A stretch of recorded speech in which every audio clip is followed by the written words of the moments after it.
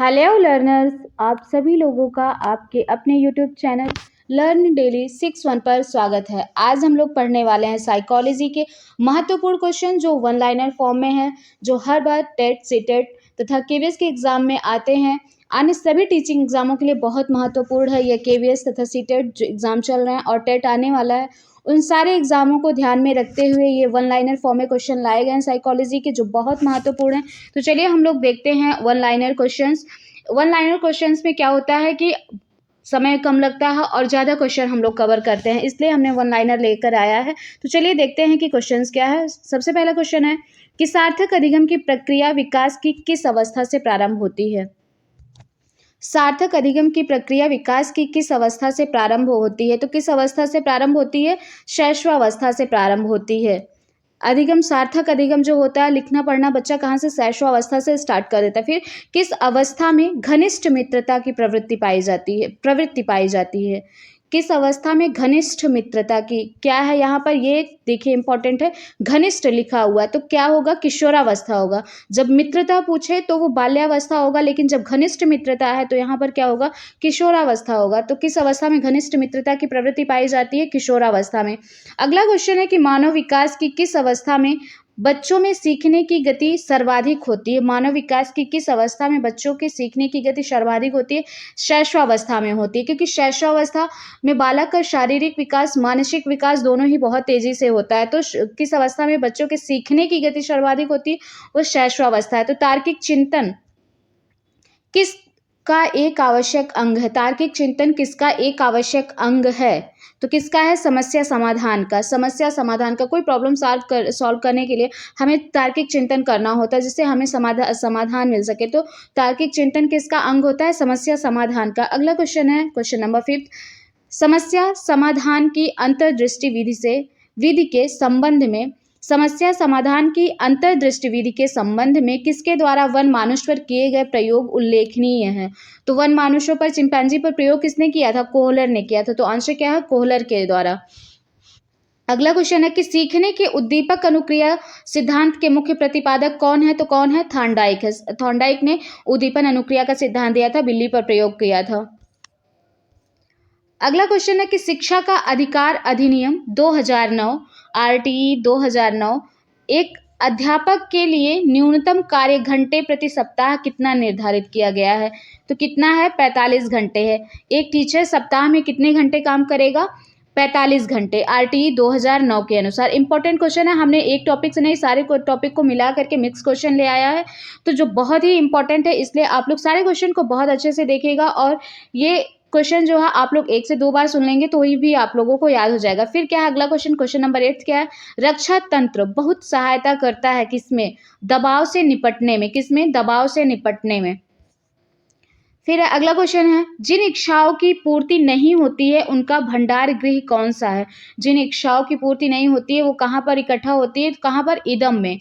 पढ़ा है ना, इड, ईगो, सुपर ईगो, अहम, पराअहम, इस तरह से। तो कहाँ पर जिन इच्छाओं की पूर्ति नहीं होती वो कहाँ पर होते हैं? इदम में होते हैं, इड जिसको बोलते हैं। फिर क्या क्वेश्चन नंबर 10 है, मंद अधिगमकर्ता जिनकी शैक्षिक उपलब्धि सामान्य योग्यता से कम रह जाती है वो बालक क्या कहे जाते हैं? जिनकी शैक्षिक उपलब्धि कम होती है सामान्य बच्चों से, वो क्या कहे जाते हैं? पिछड़े बालक होते हैं, मंद अधिगमकर्ता, जो पढ़ने में कमजोर होते हैं। फिर अगला क्वेश्चन क्या है, शारीरिक रूप से अक्षम बालकों को सामान्यतः होता है, क्या होता है? डिस्ग्राफिया होता है। क्या होता है? डिस्ग्राफिया होता है।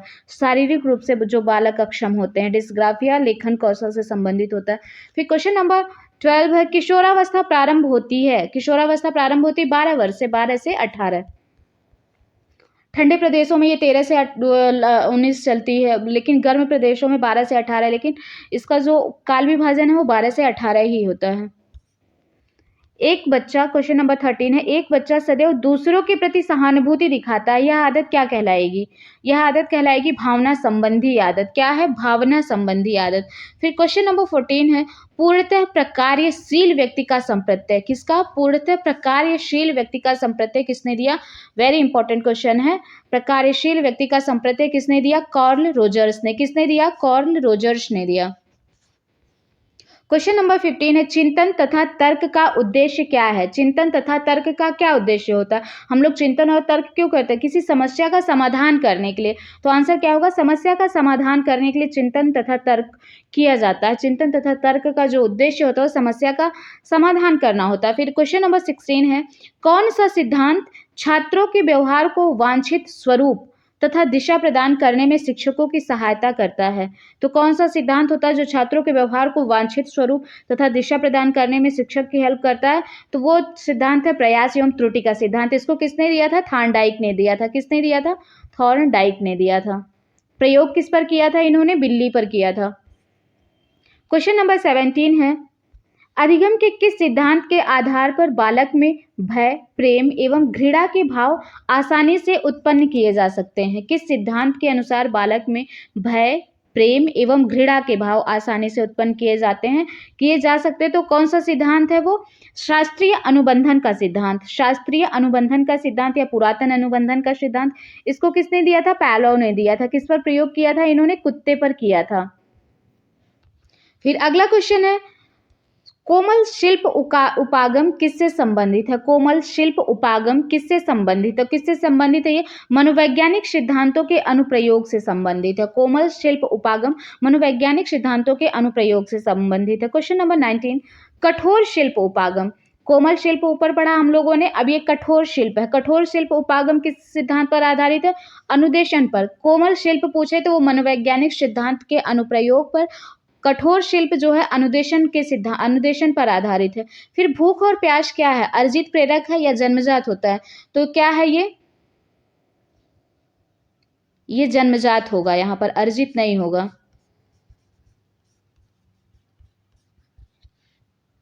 भूख और प्यास क्या है? जन्मजात प्रेरक होता है। चिंतन संज्ञानात्मक पक्ष में एक मानसिक क्रिया है। चिंतन संज्ञानात्मक पक्ष में एक मानसिक क्रिया है। यह कथन किसका है? रॉस का है। क्या है? किसका है? ये कथन रॉस का है कि चिंतन संज्ञानात्मक पक्ष में एक मानसिक प्रक्रिया है। फिर व्यक्तित्व के संगठन का स्वरूप क्या है? मनोवैज्ञानिक शारीरिक। क्या है? मनोवैज्ञानिक शारीरिक। क्वेश्चन नंबर 23 है, आत्मकेंद्रित व्यक्ति कौन होता है? आत्मकेंद्रित व्यक्ति कौन होता है? अंतर्मुखी। अंतर्मुखी व्यक्तित्व जो होता है, व्यक्तित्व के जो लोग होते हैं वो आत्म केंद्रित होते हैं, स्वयं में रहते हैं। ऐसे लोग लेखक, साहित्यकार ये सब बनते हैं। फिर क्वेश्चन नंबर 14 क्या है? अपनी ऊर्जा बल को बाहर की ओर अभिव्यक्त करने वाला व्यक्ति का व्यक्तित्व कैसा होता है? जो व्यक्तित्व जो बाहर की ओर अभिव्यक्त करता है, जो लोगों से बातचीत करना, समाज में घुले मिले रहना, वो ऐसे लोग किस प्रवृत्ति के होते हैं, किस व्यक्तित्व के होते हैं? तो वो लोग होते हैं बहिर्मुखी व्यक्तित्व के, जो कहीं भी बोलने में झिझकते नहीं, जैसे नेता वगैरह लोग हैं, ये सब बहिर्मुखी प्रवृत्ति में आते हैं, बहिर्मुखी व्यक्तित्व के होते हैं। अपने आप को प्रेम करने की प्रवृत्ति को क्या कहते हैं? अपने आप को प्रेम करने की प्रवृत्ति को क्या कहते हैं? बहुत इंपॉर्टेंट क्वेश्चन है, ये सारे ही इंपॉर्टेंट क्वेश्चन है। तो अपने आप को प्रेम करने की प्रवृत्ति को क्या कहते हैं? नार्सिसिज्म की प्रवृत्ति। नार्सिसिज्म की प्रवृत्ति कहते हैं। किस मनोवैज्ञानिक ने अधिगम का अनुबंधित अनुक्रिया सिद्धांत का प्रतिपादन किया है? ऊपर एक क्वेश्चन हम लोगों ने किया कि बालक में भय, प्रेम, घृणा ये सब किस सिद्धांत से उत्पन्न किया जा सकता है? तो अनुबंधन अनुक्रिया के सिद्धांत से। इसको किसने दिया है? पायलोव ने दिया है। फिर क्वेश्चन नंबर 27 है, वंशानुक्रम व्यक्ति की जन्मजात विशेषताओं का पूर्ण योग है। ये बहुत ही इंपॉर्टेंट परिभाषा है जो एग्जाम में कई बार पूछी गई है। आप लोग प्रीवियस ईयर क्वेश्चन सॉल्व करते होंगे, देखते भी होंगे। तो किसकी परिभाषा? ये BN झा की है। क्या है? वंशानुक्रम व्यक्ति की जन्मजात विशेषताओं का पूर्ण योग होता है। क्वेश्चन नंबर 28 क्या है? बुद्धि लब्धि और भाषा संबंधी योग्यता में घनिष्ठ संबंध होता है, यह विचार किसका है? बुद्धि लब्धि और भाषा संबंधी योग्यता में घनिष्ठ संबंध होता है, कथन किसका है? स्पाइकर तथा इरविन का। किसका है? स्पाइकर तथा इरविन का। फिर अगला क्वेश्चन है कि शिक्षा की किंडरगार्टन पद्धति का प्रतिपादन किया है किसने? किंडरगार्टन का किसने किया? फ्रॉबेल ने किया है। क्वेश्चन नंबर 30, अल्पवयस्क बच्चों के अधिगम प्रक्रम में अभिभावकों की भूमिका क्या होनी चाहिए? अग्र सक्रिय होनी चाहिए। ये नहीं कि बालक को केवल आप स्कूल के भरोसे पर छोड़ दें, बालक हमारा पढ़ लिख के बहुत अच्छा हो जाएगा, बिल्कुल भी नहीं। उतना ही सहयोग अभिभावकों को, समाज को और स्कूल, तीनों को मिल करके करना चाहिए। जिससे बालक का अच्छा विकास हो सके। तो क्या है, अल्पवयस्क बच्चों के अधिगम प्रक्रिया में अभिभावकों की भूमिका होनी चाहिए, अग्र सक्रिय होनी चाहिए। परिवार एक साधन है कैसा? अनौपचारिक शिक्षा का। परिवार एक साधन क्या होता है? अनौपचारिक शिक्षा का। शिक्षा किस प्रकार से दी जाती है? अनौपचारिक, औपचारिक, निरौपचारिक। तो अनौपचारिक शिक्षा क्या होती है? जिसमें कोई टाइम लिमिट नहीं होती है, कोई ये स्कूल जैसे होता है औपचारिक शिक्षा, वहाँ पर हम लोग एक टाइम से जाते हैं, एक टाइम से स्कूल चलते हैं, क्लासेस चलती हैं, एग्ज़ाम होता है। लेकिन अनौपचारिक शिक्षा क्या होती है? वो हर जगह हो जाती है, कहीं भी हो जाती है। उसके लिए तैयार होकर के तत्पर नहीं रहना पड़ता कि इतने बजे हमें जाना है, ये टाइम है पढ़ने लिखने का, तो ये ऐसा नहीं होता है। तो वो होती है अनौपचारिक शिक्षा। तो परिवार कैसा होता है? अनौपचारिक साधन होता है शिक्षा का। परिवार से भी हम लोग बहुत कुछ सीखते हैं। फिर अधिगम से संबंधित किसी विद्यार्थी की समस्याओं का सबसे अच्छा उपचार क्या है? अधिगम से संबंधित किसी विद्यार्थी की समस्याओं का सबसे अच्छा उपचार है कठोर परिश्रम का सुझाव।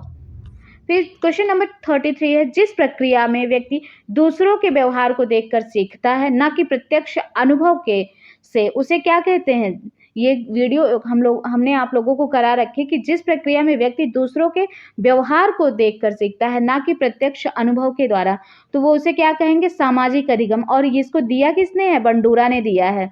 मॉडलिंग का संकल्पना या मॉडलिंग का सिद्धांत किसने दिया? बंडूरा ने। देख करके, दूसरों के व्यवहार को देख करके सीखना, ना कि प्रत्यक्ष अनुभव से। तो क्या कहलाता है? सामाजिक अधिगम का सिद्धांत है। दिया किसने है? बंडूरा ने दिया है। बहुत ही इंपॉर्टेंट क्वेश्चन है। 34 क्या है? अधिगम को प्रभावित करने वाला व्यक्तिगत कारक कौन सा है? अधिगम को प्रभावित करने वाला व्यक्तिगत कारक तो कौन सा है? परिपक्वता एवं आयु। परिपक्वता एवं आयु है। मतलब परिपक्व, अगर छोटे से बालक को 6-7 महीने के बालक को हम लोग जो है सीढ़ियों पर चलना सिखाएं, तो क्या वो चढ़ पाएगा? नहीं, क्योंकि वो अभी परिपक्व नहीं हुआ है। और 6 साल के बच्चे को हम लोग ज्योमेट्री सिखाएं, मेंसुरेशन सिखाएं, वो सीख पाएगा, क्योंकि उसकी अभी एज नहीं है, वो परिपक्व नहीं हुआ है। तो परिपक्वता एवं आयु दोनों ही अधिगम को प्रभावित करती हैं। 35 क्वेश्चन है क्या? मीडिया का एक उदाहरण जो अधिगमकर्ता को प्रत्यक्ष प्रस्तुतिकरण के द्वारा अधिगम में सहायक होता है। मीडिया का एक उदाहरण जो अधिगमकर्ता को प्रत्यक्ष प्रस्तुतिकरण के द्वारा अधिगम में सहायक होता है, तो क्या होता है? शैक्षिक टेलीविजन होता है। क्या होता है? शैक्षिक टेलीविजन, जिसके द्वारा हम लोग देख सकते हैं, सुन भी सकते हैं। तो वो क्या है? मीडिया ही है, प्रत्यक्ष प्रस्तुतिकरण के द्वारा अधिगम में सहायता करता है ये। 36 क्या है? विद्यार्थियों के साथ संप्रेषण का अर्थ क्या होता है? विद्यार्थियों के साथ संप्रेषण का अर्थ क्या होता है? विचारों का आदान प्रदान। संप्रेषण क्या होता है? दो लोग आपस में बातचीत करें, अपने विचारों का, अपनी बातों का आदान प्रदान करें। आप अपनी कह रहे हो, उनकी सुन रहे हो, तो ये क्या है? विचारों का आदान प्रदान ही है, जिसे संप्रेषण कहा जाता है।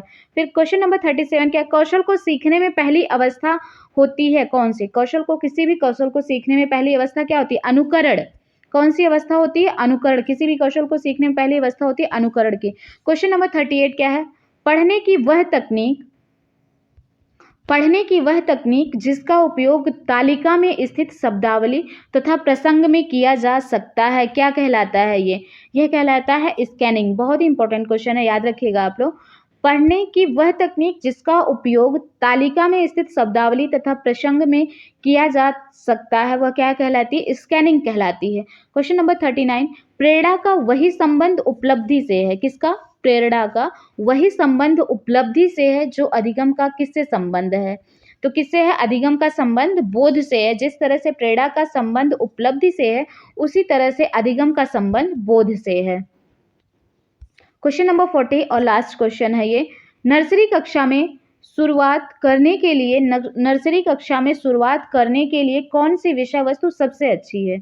नर्सरी कक्षा में जब बालक पढ़ना स्टार्ट करता है, तो उसे कौन सी विषय वस्तु सबसे अच्छी? तो कौन सा विषय वस्तु उसके लिए सबसे अच्छा है? मेरा परिवार। क्या है? मेरा परिवार। ये नर्सरी कक्षा में शुरुआत के लिए सबसे अच्छी विषय वस्तु है मेरा परिवार। तो ये हो गए टॉप 40 क्वेश्चन, जो बहुत ही इंपॉर्टेंट है। आप लोग इसे जरूर देख लीजिएगा, आप लोगों के एग्जाम में बहुत ही हेल्पफुल होगा ये सारे क्वेश्चन।